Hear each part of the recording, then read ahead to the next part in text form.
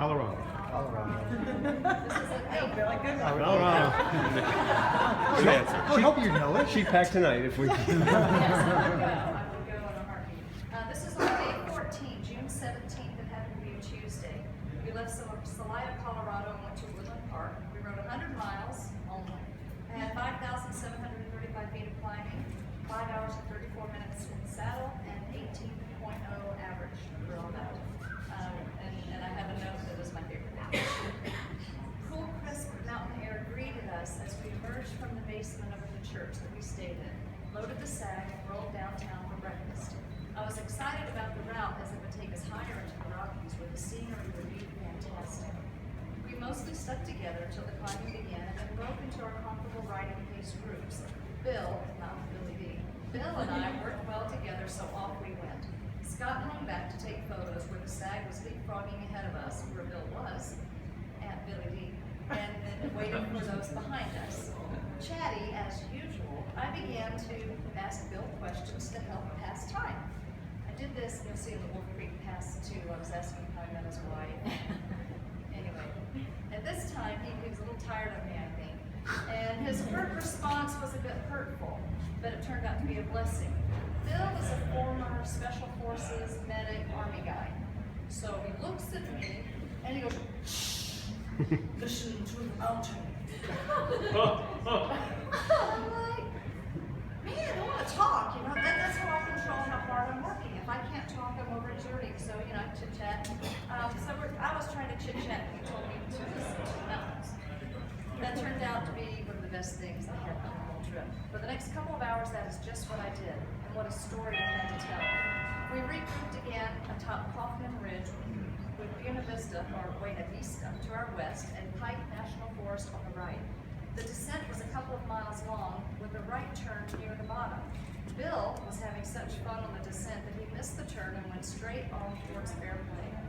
It was amusing because I caught it all on camera as we whistled and yelled to get his attention to no avail. He tucked down in arrow position and we were flying along at 51.9 miles an hour. What? No wonder it went hard. No, bad, Bill did not bad. see the turn, probably a good thing, and went straight. The rest of us slowed down to a speed that was safe for making the turn. Ruth and Keith decided to roll on towards Woodland Park, but Scott and I stopped to wait for Bill for about 25 minutes. My sweaty clothes did not mix well with the 50-degree temperatures and I got chilled, so I decided to roll along as well. The sag was going to be waiting for us at mile 56. Scott waited for Bill, who had called to find out where we were. He had gone just a few miles up the road and would be back in about 30 minutes. The plan was for Bill and Scott to reach me before the sag, but that just did not occur. The decision for me to go on solo made this the most wonderful day of the entire ride for me. A big genuine need for me to have a little time alone every day to myself was very real. That little bit of alone time didn't happen often, and I relished it on this day.